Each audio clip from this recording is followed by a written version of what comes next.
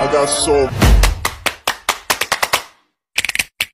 motherfucking design on right now. Bring it down, bring it down, bring it down. Baik terkait konteks kasus perbandingan ideologi politik, sebuah negara mengalami perubahan pemerintahan dari rezim otoriter menjadi demokratis. Sementara itu, sebagian besar masyarakat mengalami kesulitan untuk mengadaptasi perubahan ini. Sebagai guru sejarah, jelaskan bagaimana perubahan ideologi politik dari otoriter ke demokratis dapat mempengaruhi perkembangan sosial dan ekonomi suatu negara. Jadi menurut pendapat kami, perubahan politik dari politik otoriter ke politik demokratis sangat mempengaruhi antara perubahan sosial dan ekonomi suatu negara. Seperti yang kita ketahui, otoriter adalah salah satu istilah yang kerap kita temukan dalam konteks kepemimpinan dan pemerintahan. Otoriter dapat diartikan sebagai menurut kemauan sendiri yang selalu dipandang benar, yang berarti pemimpin yang otoriter memiliki kecenderungan keras kepala dan bersifat kaku hingga memaksakan keinginan kepada halayak. Berbanding terbalik dengan otoriter dengan demokratis, politik secara demokratis menjadi pilihan yang sangat tepat karena pemerintahan ini termasuk pemerintahan dalam kategori terbaik karena dapat mengakomodasi beragamnya kepentingan dan aspirasi masyarakat. Selain itu, demokratis juga dapat berperan sebagai wadah pengikat kesepakatan nasional yang harus dihormati dan dijaga oleh seluruh masyarakat. Secara singkatnya, negara demokratis berarti memberikan kekuasaan tertinggi kepada rakyatnya, berbeda dengan negara yang secara otoriter, yang berarti sistem pemerintahan politiknya berpusat kepada seorang pemimpin.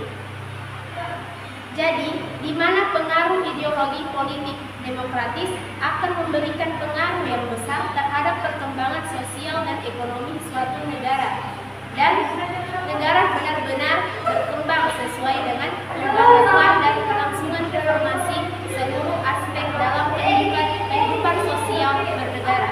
Selanjutnya, terkait gambaran tantangan dan peluang yang mungkin muncul selama proses ini akan dijelaskan kepada rekan saya. Baik, terima kasih. Langsung saja di jawabannya sekarang. Tantangan yang muncul selama transisi ini adalah bingungnya masyarakat atau pemerintahan karena adanya eskalasi isu adanya politik identitas, misinformasi yang terkait dengan ujaran-ujaran kebencian, hoax, kebencian terutama yang terkait dengan politik. Adapun peluang yang mungkin muncul adalah berubahnya sistem ideologi politik dari otoriter ke demokrasi yang tadinya halayak tidak boleh berpendapat dan setelah diubah ke demokratis, kekuasaan ada pada tangan rakyat. Selanjutnya akan dijelaskan oleh Baik, Amelia.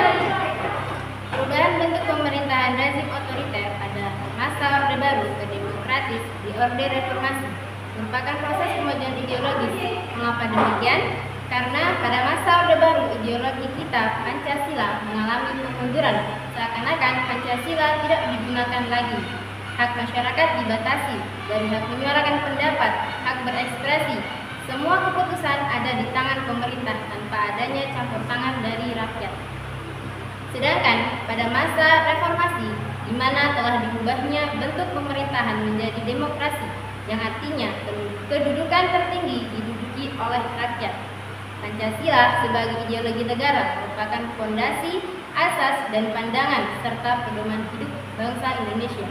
Pancasila memuat nilai-nilai luhur yang mengatur tatanan kehidupan dan menjadi ciri bangsa yang dimiliki oleh rakyat Indonesia. Jadi, menurut kami, pada masa demokrasi ini, Pancasila mengalami perkembangan-perkembangan lagi.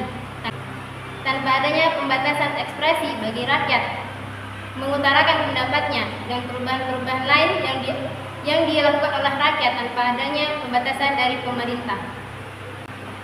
Baik, itulah pendapat dari kelompok kami mengenai perubahan pemerintahan otoriter ke demokrasi. Sekian dari kami, kurang dan lebihnya kami mohon maaf.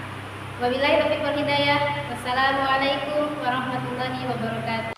Audio Jungle.